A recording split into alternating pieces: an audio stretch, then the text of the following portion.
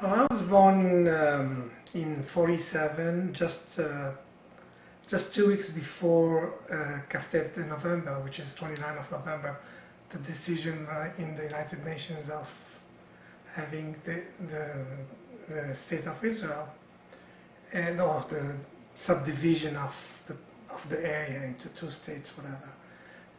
So basically, my whole life, in a sense, parallels the beginning of Israel, even though at the beginning I was not in Israel proper.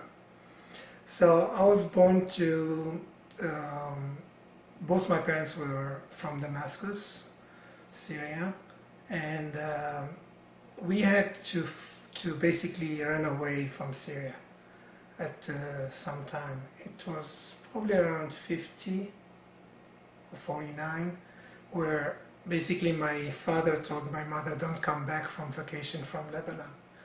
And all of a sudden he joined her, supposedly to come to pick her up, but practically he fled Syria, leaving his clinic, his rented house and everything, with everything that was inside them, so that people don't realize that he was basically running away. That he was leaving to pick up, in theory, to bring back my mother with the children back to Syria. But my mother was there with 3 children at the time, my elder one and my younger one. And so he joined, and basically my memories of Damascus don't exist until later. So I grew up practically in Beirut, Wadi Abu Jamil, which was the main area where Jews were concentrated in Beirut. I don't know if we call it ghetto in a sense, because there was no walls or anything like that around it, but practically most of Jews were concentrated in this area. Most of the synagogues were there. Basically, you could not go in this area more than a couple of houses, or 10 houses, and there is another synagogue. Synagogues were not big synagogues. They were more of the type of, there is a house, and either the first floor or the second floor was a synagogue. There was one major synagogue called the Magen David, but otherwise we didn't go to Magen David. We went to one of the smaller synagogues. So when I was young, I remember one of the first memories in Beirut that I remember is probably when they took me to Jardin d'Enfants. That's what they called it. Basically, it's pre-kindergarten. And the very first things you do, you arrive there and you talk French. You don't talk Arabic anymore at school. You talk French at school. And it was in the Alliance, which was the major, one of the 2 major schools for Jews. There was Alliance and Talmud Torah. I went to the Alliance, which was about 1 block north or south or whatever, and 1 block east or west, towards the sea. So it was 1 block east and 1 block south. That's basically how far it is. But it was. So at the beginning we would go with our elder sibling, or maybe our parents. I don't know. I don't remember that going with the parents. I know that we would walk to the school ourselves. So I don't know how far back that goes. So it's like one of those things that I remember. It's like, I think they had the synagogue there, and they had all the new kids come in the first day or something, in that, I don't know if it's a synagogue or a big auditorium or whatever, Their memories are quite different when you remember them. Yeah. So how long was your family in Syria for? Forever, basically. My grandfather died in 1918, something like that, or World War One probably, or something like that. He was. People didn't have. If they had money, they could pay somebody else to go in their place. But I don't think my grandfather had the money for that. So he was in the army. He was the Ottoman army, I think. My father was basically orphaned from his father since he was 6, 7, 8, something like that. Can you maybe talk a little bit about Syrian Jewish history? Because I don't think many people know how Jews ended up in Syria and how... Well, how they ended up in Syria is probably hundreds and hundreds of years ago. There was probably always a presence in Syria. In fact, the oldest codex, the standard by which the Torah is currently written, is the Codex of Aleppo. So it's not, so there, and it's probably 13 or 1400 years old, or at least. And a copy of that was transferred afterwards to Europe. So there was probably a. Now, I can't say that my parents forever or my ancestors forever lived in Damascus, okay? Because I had families that was in Sedan, Saida. I had families, not exact families, but some, that went in Egypt. So, and the name Hasbani, I don't think I said my name from the beginning. No, you didn't. My name is Isaac Hasbani, Isaac Hasbani in Lebanon. The name Hasbani is a Lebanese name. So the fact that we have the name Hasbani in Syria means that at some time or another, my family moved from Syria to Damascus, because that's how you got your names. Either you came from a certain place and then you were. The original name is not Hasbani; it's Chabia, was a tune. So the name Hasbani is basically, in fact, the papers of my parents were Chabia known as Hasbani. They were not Hasbani only. So that I have no idea when they moved. I know that my grandfather was in Syria, so that must have been before that, since he was in the army in Syria, from Syria. So what was happening inside Syria that your father said, we can't stay here? What were the triggers that made him Well, I wouldn't know exactly, but I know that sometimes in 48, I think he was already in prison, probably, when the Declaration of Israel. I know that he was sometimes in prison, I don't know exactly. My father died when he was 51, so a lot of that history is not, basically not passed through. Do you know why he was in prison? He was not by himself. It was a lot of them. Why were they there? I really don't, I'm not sure of that. I know that some of them were put in prison just because they were Jews. Okay, I know that sometimes he was trying to be the representative of the Jews in the parliament or something. I don't know exactly what it is. So he didn't succeed, but he spent a lot of money, like here, all those elections and stuff like that. So he was.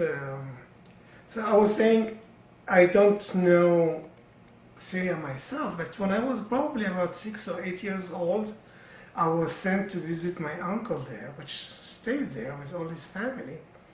And I remember going and having fun with my uncles and cousins, which I never had, to play with. I didn't have any cousins in Lebanon. All of them were either in Syria or were in Israel or somewhere else. But I didn't have any cousin in Lebanon proper.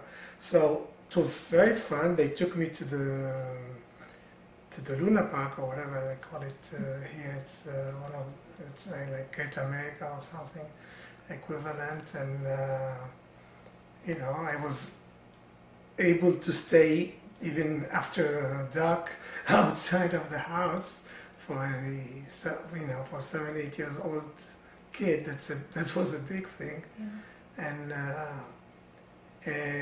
so they lived in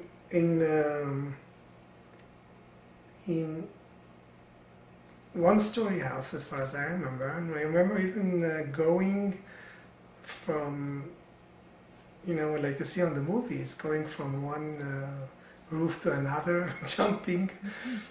Like the houses were so connected practically, almost connected. Yeah. You could jump from one roof to the other. And in fact, they had, quite a big family. We are ourselves six boys and one girl, and they must have done probably similar, if not more. Some of them were doctors afterwards, pharmacists, all kind of. So there was a lot of discrimination against Jews in Syria then, if your father was arrested in prison. Well, again, the question is when it started. I'm not sure whether it started as a result of the state of Israel, or I know that there were also riots prior to that. I know that there were riots I think in the 30s or 40s, something like that. So, relative to Europe, it was quite calm, okay? Relative to Europe, we can't say that we had, that Syria was necessarily bad. But afterwards it became quite bad, okay? Afterwards it became quite bad. So basically my father decided that he couldn't stay there anymore. He realized that if he stayed there, he would be he would never be able to leave. My grandparents, from my maternal grandparents, basically left for Israel in 46, I believe. So for about 46 to 61, like 15 years, the only way my mother could connect to them is to send a letter to her sister, which lived in California. Her sister would send the letter to her parents. Of course, you had to make sure that your own censor, so that you don't have anything saying, well, when you receive the letter from Israel, you want to make sure that, that my grandmother would not write anything relative to Israel in the letter, or something like that. So it took about a month for a letter to get one way and another month to receive the answer back. What language did you speak with your parents? Mostly Arabic. Lebanon is you spoke a lot of people spoke Arabic at home, okay? Some did speak French, some did speak Ladino. We had, in fact, neighbors which spoke Ladino also at home. So it was a mix, but the issue is that as soon as you started studying at the Alliance, most of the advanced words that you studied were French. When your father left Syria and he left the house behind, you said he left a lot behind. Did he try and recover the? I don't know if he left. They didn't own the house; they were renting a house. So probably he had some furniture in it. So I don't know if you want to recover necessarily any furniture. I don't think that they had some valuable. If he had any valuable, he probably took it with him or something like that. So in that, but he was already not in such a good shape. Because he had spent so much money to try to be elected just before that.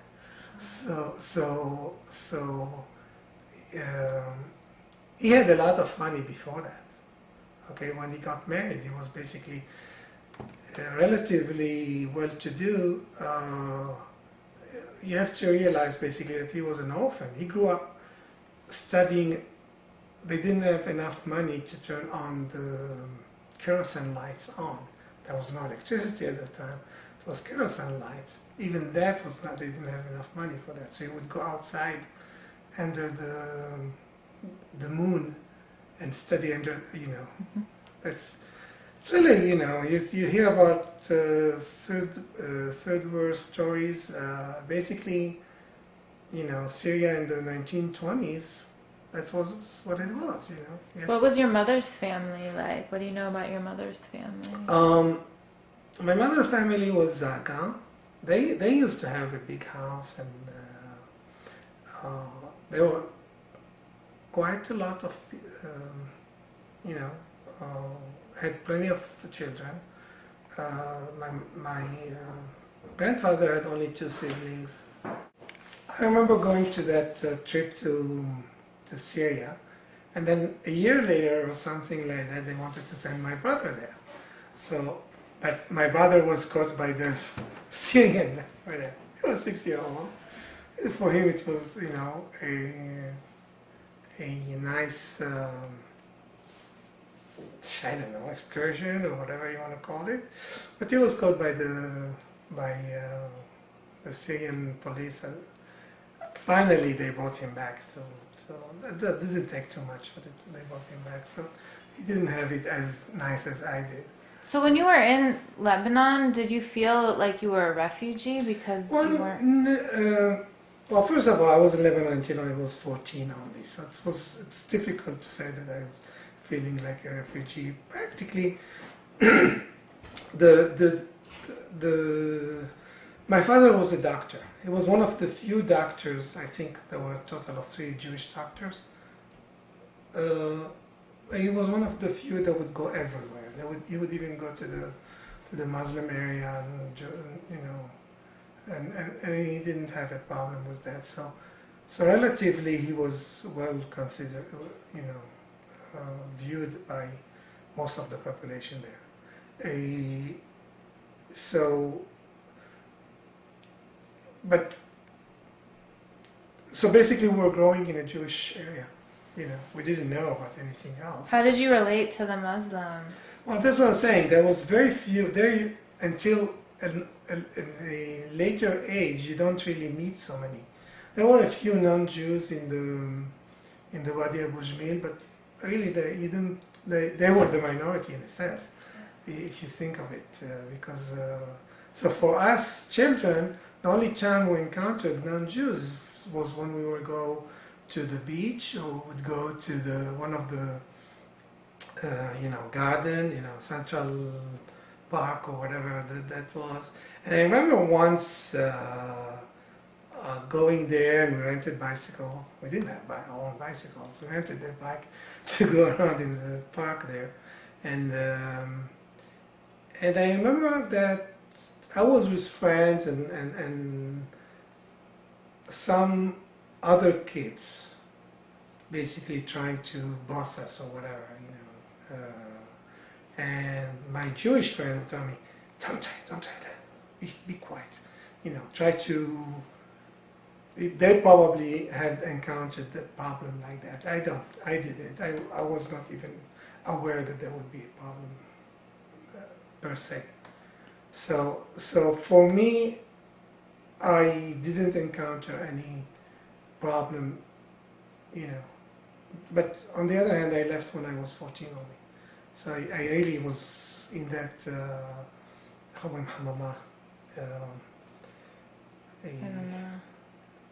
Bubble? It can be called a bubble if you want, okay, in the Jewish area, the bubble of the Jewish area. I didn't encounter so much non-Jews, basically, in a sense. We had, working with in the house, we had a, usually it was a child that would come for a year, work at our house. She was a sleep-in, practically. I remember that, in a sense, her house, even though she was working in our house, her situation was better than all her, you know, her village or whatever it is. Like her parents would send her to work someplace. I don't know, you know, compare that to children slave work or whatever. I don't know how to explain that myself. So what were the triggers for leaving Lebanon? Why did you? Well, so I was explaining that basically my brother had a sister in Lebanon, which left after the Sinai War, So she might probably have left, I don't know exactly, probably 58 or something similar like that. I do remember her when I was very, very, very young. I had an aunt there, but that disappeared all of a sudden. My father had a couple of other cousins there, so this was our cousins, you know, in a sense. One of them left also. So basically, we were a very, very small family relations over there. And in any case, I was telling before that about the difficulty of my mother basically reaching to her parents, siblings, or whatever it is. They were in Israel, one of them was in California. She didn't have any family, basically, in a sense. So her family was basically two of the other women there, which was her best friends, and this is basically what her family was. So the first time we could manage to arrange for them to see each other was we flew up to Cyprus, and so it was my mother and myself and my elder brother, and I think my sister was there too, and my grandparents, my maternal grandparents, flew from Israel to Cyprus, and that was the first time they met face to face since '46 or something similar. And you know, like every good Jew, next year in Jerusalem. So they called my father and asked him, look, it is summer now, and do you want, since we are going to Israel, what about the two elder ones to go, if they would go back with the grandparents to Israel? So myself and my eldest went to Israel in '61 already. And supposedly my parents were supposed to follow up within a few months and so on. Like any good plan, it basically doesn't succeed, and it took them 7 years before they managed to follow us. So between '61 and '68, basically I lived with my grandparents. Why did it take your parents so long? You know, it's always difficult for anybody to emigrate, okay? It's not that immigration is any easier, but to emigrate when there is nothing to push you is not necessarily anything simple. Probably, you know, my father was basically starting to be on a good financial base. You know, he said it was 10 years after he came to Beirut, basically 11 years. So I think by that time he was in a good financial situation. And you know, like anybody, so you made an aliyah, you would probably think of what went through to go, and he was already older than that. You know, the older you are, the more difficult it is to do it. By '68, after World War, after the 6 Days War, sorry, they finally decided, well, that's enough. You know, they basically came to Israel, and when he came, you know, you felt that he was okay. So how am I going to make enough money to support the whole family? You know, don't forget, I was the eldest when I left. Sorry, the second eldest, and I was 14. I had siblings all the way to, you know. In fact, one of them was born after I left. So. Do you know what happened to your aunt who disappeared? Oh no, she didn't disappear. She just went to Israel. Oh, I thought you said she disappeared. No, for us as a child, you know. Yeah. You know, so all of a sudden you can't go to your aunt anymore. Why? Yeah. You know, you realize after some times when you are older that you went to Israel, but. Were you raised as Zionist, or was there a tension because Syria and Lebanon and Israel are so close to each other? Well, every Passover you would say L'Shana Haba B'Yerushalayim. That's not a question. I remember in '58 in the classes seeing one of those pictures about you know, the Mifta Sinai, about what happened in the war in Sinai, I don't remember in which journal it was or anything like that, you know. It was in one of the classes. People say, okay, shh, don't have to say anything loud, you know. It's so everybody knew about the existence of Israel. You don't say anything loud about it. I had basically a couple of cousins that afterwards went through, you know, the underground path through from Syria to Lebanon to Israel. Again, you can't say anything about that because you know, you may put somebody else in jeopardy in a sense. Yeah. So you know, Zionist in the concept of American or European Zionist, it was there. It was not spoken loudly about, okay? It was more a traditional kind of Jerusalem, not necessarily a Zionist format of that. I don't think that the situation of the Jews in Lebanon until you know, until more or less the civil war there was necessarily bad. There was a beginning of a civil war in the end of the 50s also. At that time, I remember that the U.S. Navy landed in Beirut, and basically it calmed things down for some time, and until the newer civil war, which was more of the end of the 60s, 70s, started. So what was it like for you moving to Israel? How was that? So I was in a shock in a sense, you know. I was a child, 14 years old, just about 9 months after Bar Mitzvah, not even. And it says, okay, you're gonna go with your grandparents to Israel. Fine, everything is fun, but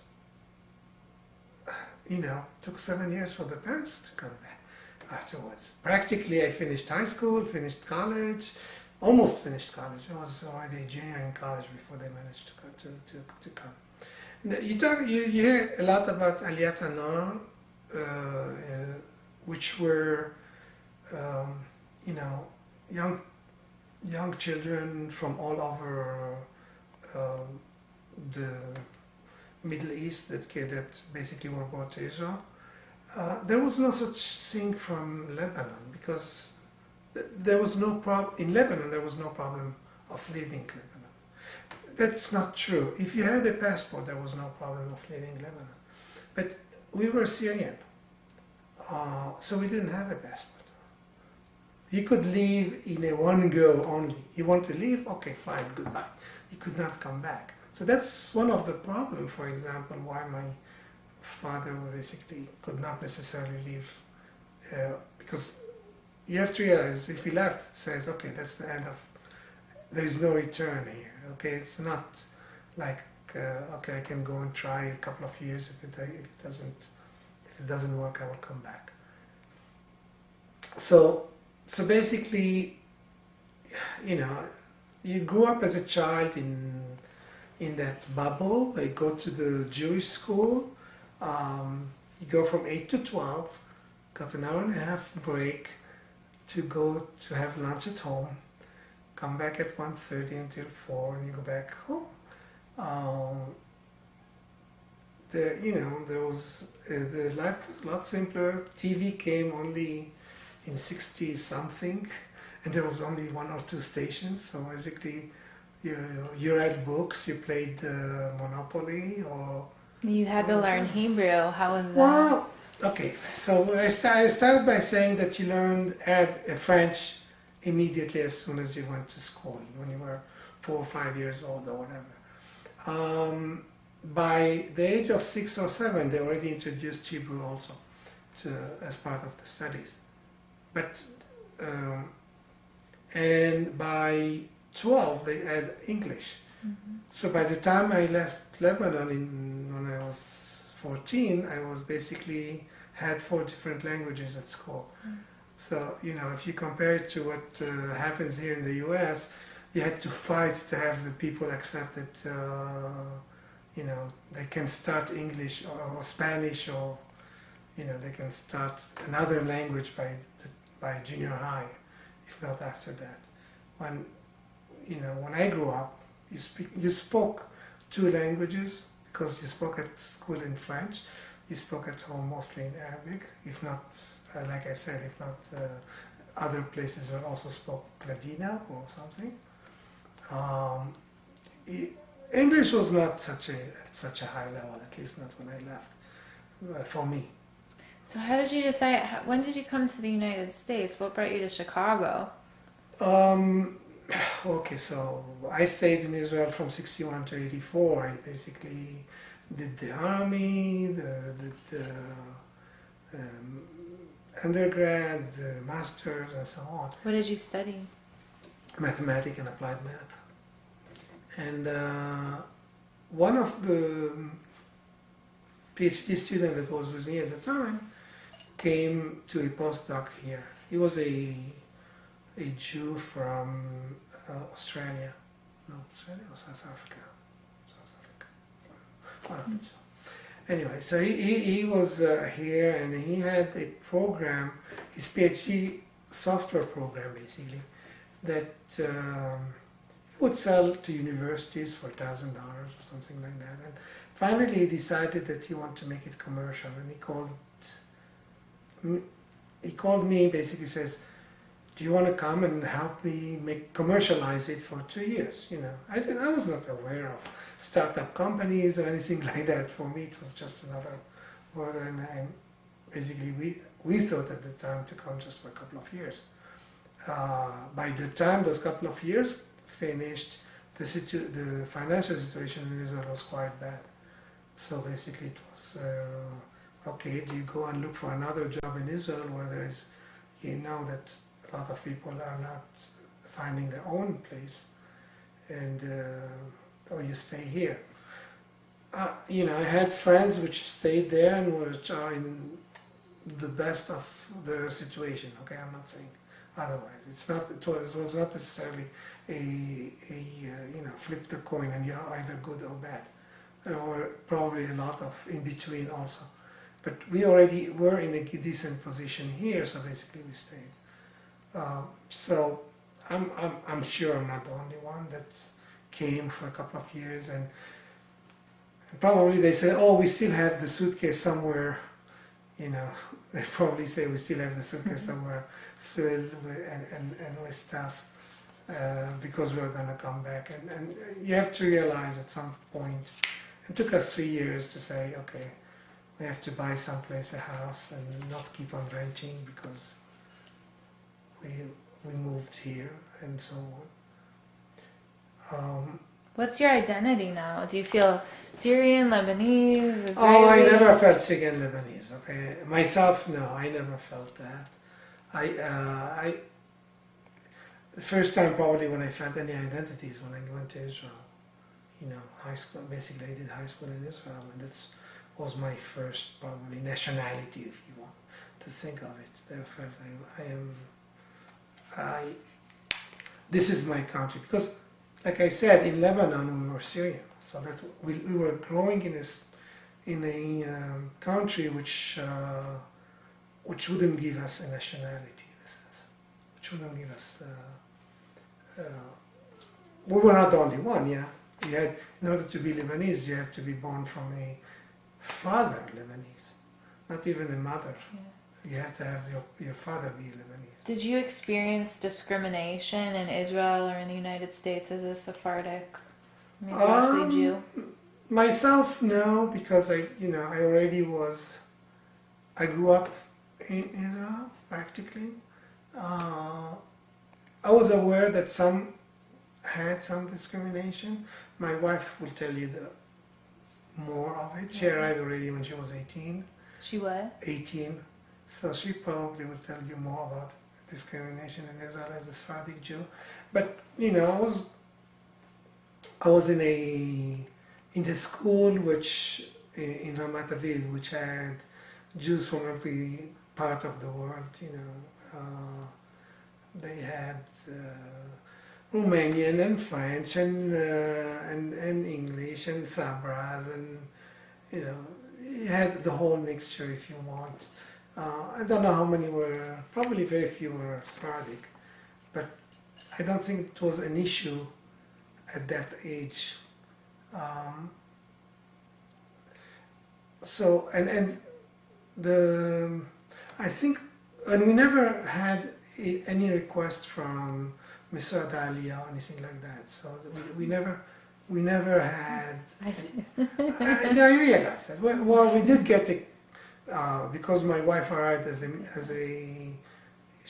I was a child, so I didn't have anything basically to get from Mr. Adalia in a sense. And I was living with my parents. We did get some. If I remember, I did get some scholarship or something like that at school, but nothing, you know, it was not something way out of line. I didn't need a house, I didn't need to buy a car or anything like that, you know. I came to an established family already. What about coming to the United States as a Israeli Sephardic Jew? How did you feel when you discovered the Jewish communities here in America? Is Ashkenazi? Yeah. Well, basically I grew up with Ashkenazis also in Israel, you know, yes, we did go to the Sephardic synagogue, but otherwise, you know, I never had, at least myself, we had as many friends which were Ashkenazis as Sephardic. In fact, in the building we lived in, my neighbor was Ashkenazi just next door. Below us was two other Sephardic families, and I'm sure that some, you know, I never asked if there are other Sabras or not. Yeah. My kids were, two of them are Sabras, so I did not feel any myself, okay? I can't say that I felt that I ever were kept back or anything like that as a Sephardic Jew. So do you have any like final reflections on being a Syrian Jew and how you've preserved your culture and any? Well, I would say I did not preserve it so nice. At home we do, you know, a lot. We still do some of the Middle Eastern food. Every so often, at least for high holidays, I love to go to the Sephardic synagogue because, you know, we go to Bet Hillel. Yes, I get used already to the new melodies or something like that, but it's not my children melodies in a sense.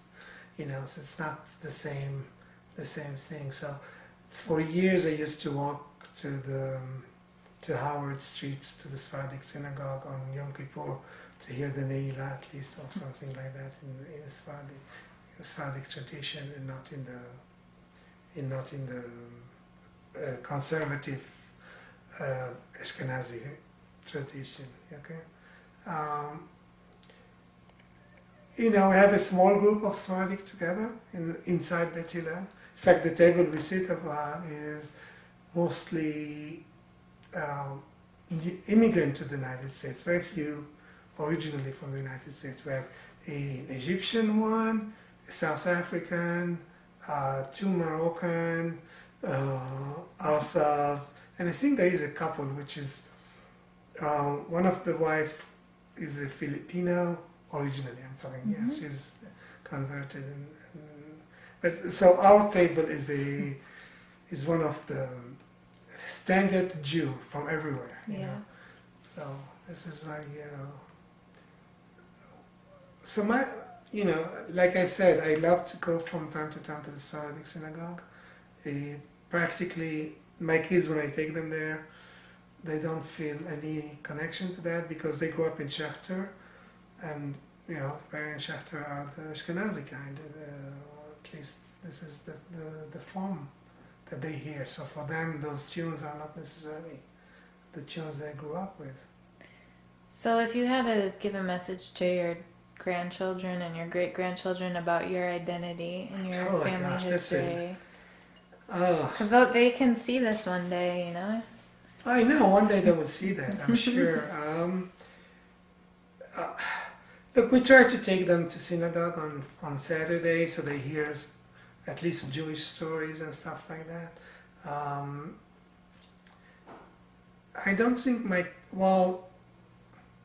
when my kids were young, they did grow up in a Sephardic environment in a sense. I can go to my mother or my siblings and stuff like that, and then we meet them. We would go to a Sephardic synagogue which was close by on high holidays, or at least or something like that, on holidays. So they have, but you know, they came very young. Yeah. My eldest came here, she was 9, and the second one was only 3 years old. So for her, there is no Sephardic at all. Yeah.